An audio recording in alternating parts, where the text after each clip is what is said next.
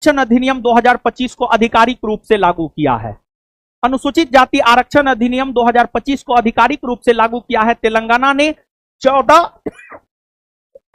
अप्रैल 2025 14 अप्रैल 2025। देखिए 14 अप्रैल जो है डॉक्टर BR अंबेडकर की जयंती है। भीमराव अंबेडकर का जन्म 14 अप्रैल 1891 को मध्य प्रदेश के महू में हुआ था। बहुत विद्वान व्यक्ति थे BR अंबेडकर, और आजादी के काल में भीमराव अंबेडकर के द्वारा जो है मुख्य तौर पर दलितों के उत्थान को लेकर कार्य किए गए थे। उन्होंने दलितों को जागरूक करने के लिए कई सारा संगठन बनाया। जैसे आपको बहिष्कृत हितकारिणी सभा, समाज समता संघ, इंडिपेंडेंट लेबर पार्टी, फिर आपको all India schedule caste federation, ये तमाम ऐसे संगठन हैं जो BR अंबेडकर के द्वारा स्थापित किए गए थे। इन संगठनों के जरिए या अपनी रचना के माध्यम से उन्होंने मूक नायक नामक पत्रिका निकाला है, बहिष्कृत भारत नामक पत्रिका निकाला है। इन पत्रिकाओं के जरिए अपने लेखन शैली से दलितों को जागरूक करने का काम जो है आपको डॉक्टर BR अंबेडकर ने किया। और BR अंबेडकर के बारे में कहा जाता है कि इनका भारत की राष्ट्रीय राजनीति में प्रवेश 1930 ईस्वी में हुआ, और ये दलितों का प्रतिनिधित्व करने के लिए तीनों गोलमेज सम्मेलन जो लंदन में आयोजित हुआ था उसमें भाग लिए थे।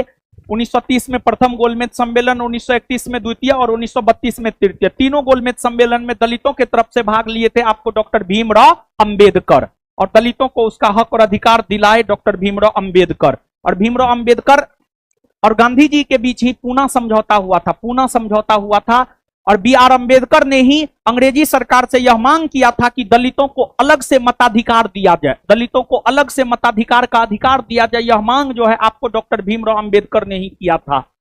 और जहां तक भीमराव अंबेडकर का सवाल है दलितों को लेकर, तो उन्होंने बहुत कुछ किया है, गिना नहीं जा सकता है, और इसी वजह से दलित उसको भगवान भी मानते हैं।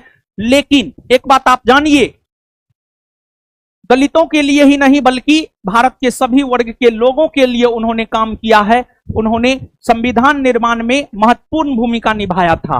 और चाहे आप दलित हो, चाहे आप अगड़ा हो, चाहे आप पिछड़ा हो, चाहे आप हिंदू हो, चाहे आप मुसलमान हो, चाहे आप लड़का हो, चाहे आप लड़की हो, कोई भी हो, आपको अधिकार अगर मिला है तो वो संविधान से मिला है। तो डॉक्टर BR अंबेडकर सिर्फ दलितों के नेता नहीं है, बल्कि डॉक्टर भीमराव अंबेडकर की अगर हम लोग बात करें तो ये सार्वभौम सत्ता संपन्न, मतलब सभी लोगों के नेता है डॉक्टर भीमराव अंबेडकर। संविधान निर्माण में सबसे महत्वपूर्ण भूमिका निभाए थे, और संविधान निर्माण में एक विशिष्ट समिति हुआ करती थी, कौन? प्रारूप समिति। प्रारूप समिति के अध्यक्ष डॉक्टर भीमराव अंबेडकर हुआ करते थे।